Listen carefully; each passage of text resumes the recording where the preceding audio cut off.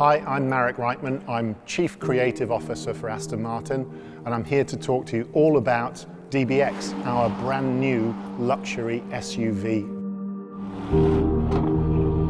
The proportion is as much to do with the visual language as it is to do with the driving dynamics. So if we look at the front of DBX, you'll notice a very short front overhang because we've pushed the engine as far back as we could to almost create a front mid-engine layout. And that emphasizes the Aston Martin grille.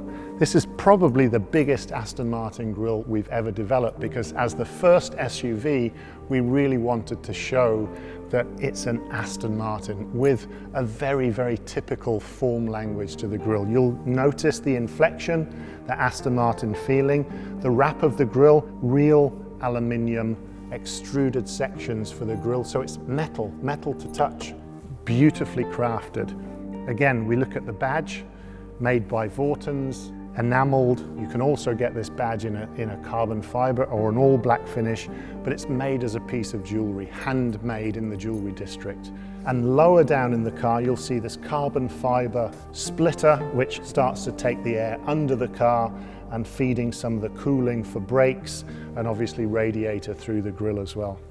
We don't want built-up air pressure gathering at the front of the car, but we do need a hard cut-off point to ease the airflow down the side of the car.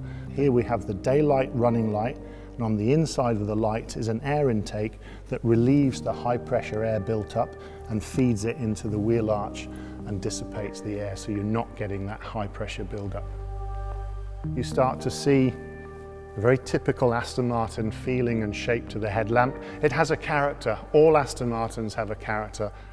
If we come down to the side of the car, you'll see it's got a traditional Aston Martin side strake, really telling you this is an Aston Martin. From every aspect, from the front, from the side, from the rear of the car, you'll see Aston Martin in its DNA. Diamond turned wheels and a 22-inch wheel with a black inner really emphasize, again, the precision nature of all the componentry that sit on DBX.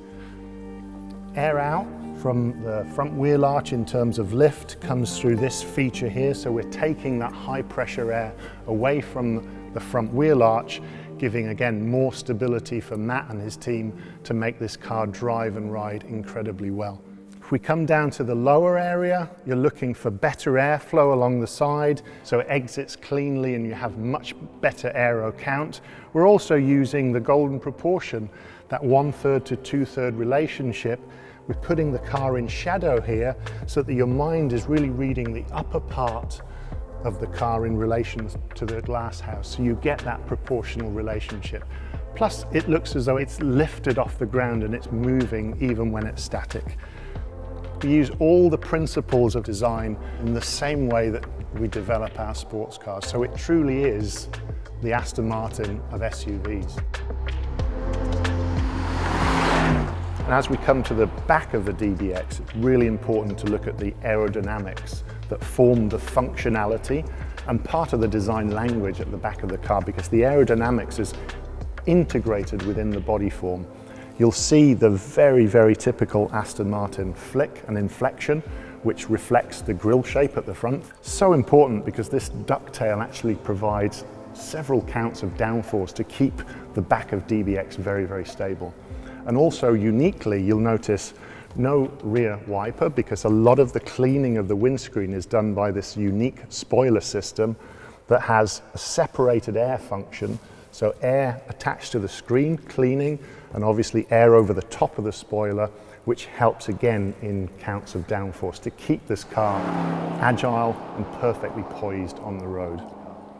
Keeping the rear overhang short, obviously reducing the masses at the back of the car, both visually and through the weight at the back of the car as well, giving that very, very agile feel. But what it helps us to do is cut off the visual length of the car, so you get the appearance of something very, very sporting, and the muscularity around the rear arch as though the wheels are pushing their way through the body, all defined by that beautiful crease that goes from front to back of the car.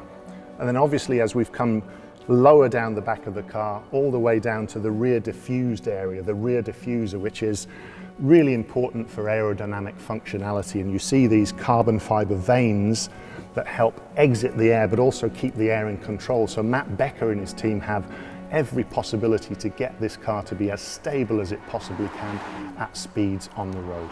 And of course, practicality in that boot volume, 632 litres.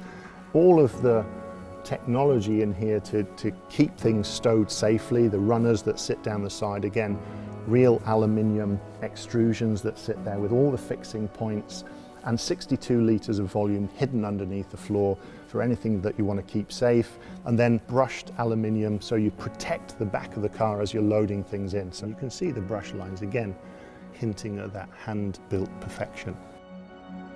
So as we come to the inside of DBX, you really start to see the true feeling of an Aston Martin.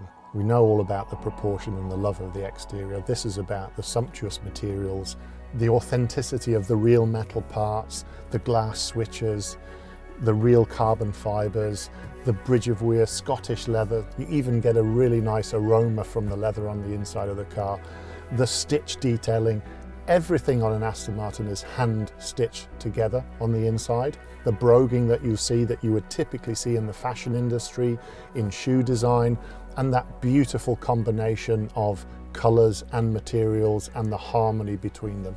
That's what the inside of DBX is all about, and all of that with 5 people in mind. 2 6'4" people in the front, and in the rear, 3 6'4" people. So 5 people, my height, comfortably in DBX.